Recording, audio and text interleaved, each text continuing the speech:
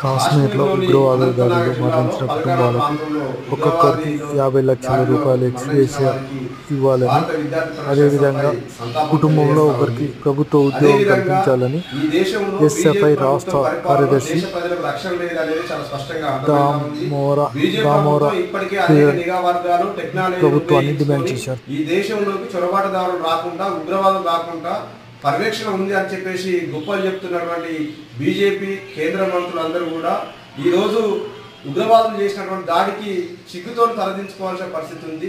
వాళ్ళ దేశంలో ప్రజలకు రక్షణ లేనటువంటి పరిస్థితి ఉంది. ఇవాళ ఉగ్రవాదులు మట్టుపెడతామని చెప్తున్నటువంటి బీజేపీ ప్రభుత్వం ఇవాళ పోలీస్ డ్రెస్లోనే వచ్చి ఇవాళ పర్యాటకులను ఒక సుందరమైనటువంటి ప్రాంతంలో అనేక దేశాల నుండి, అనేక రాష్ట్రాల నుండి వీక్షించడం కోసం వచ్చినటువంటి పర్యాటకులకు రక్షణ కల్పించడంలో, వారికి ఉగ్రవాదుల నుండి రక్షణ కల్పించడంలో ఈ దేశంలో పరిపాలిస్తున్న బీజేపీ ప్రభుత్వం, ఈ బీజేపీ ప్రభుత్వం విఫలమైందని చెప్పుకోవచ్చు. అదేవిధంగా ఏదైతే మరణించిన ప్రతి కుటుంబానికి సుమారుగా 50 లక్షల రూపాయలు ఎక్స్‌గ్రేషన్ అందించాలని చెప్పేసి ఈ సందర్భంగా డిమాండ్ చేస్తా ఉన్నాం.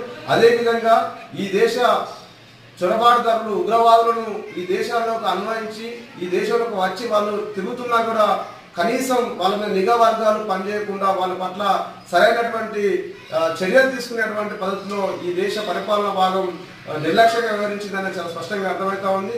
కాబట్టి ఈ దేశ భారతదేశంలో ఉన్న ప్రజానికానికి మోడీ గారు క్షమాపణ చెప్తూ ఏదైతే ఉగ్రవాదులు ఏ పద్ధతిలో అయితే మన దేశానికి వస్తా ఉన్నారో దానిపైన నిఘా వర్గాలు ఇచ్చేయాలని చెప్పేసి చెప్తా ఉన్నాం. అదేవిధంగా ఏదైతే అక్కడ ఉన్నటువంటి నిఘా వర్గాలతో పాటు దానికి నిర్లక్ష్యంగా వ్యవహరించినటువంటి వాళ్ళ మీద కఠినమైన చర్యలు తీసుకోవాల్సిన అవసరం ఉంది.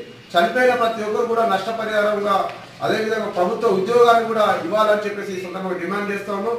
లేని పక్షంలో ఈ దేశంలో ఉన్న బీజేపీ ప్రభుత్వాన్ని గద్దెదించే విధంగా భవిష్యత్తులో మా ఉద్యమాలు ఉండబోతాయని చెప్పేసి ఈ సందర్భంగా హెచ్చరిస్తా ఉన్నాం. దాని ఎస్ఎఫ్ఐ రాష్ట్ర స్థాయి కార్యదర్శి.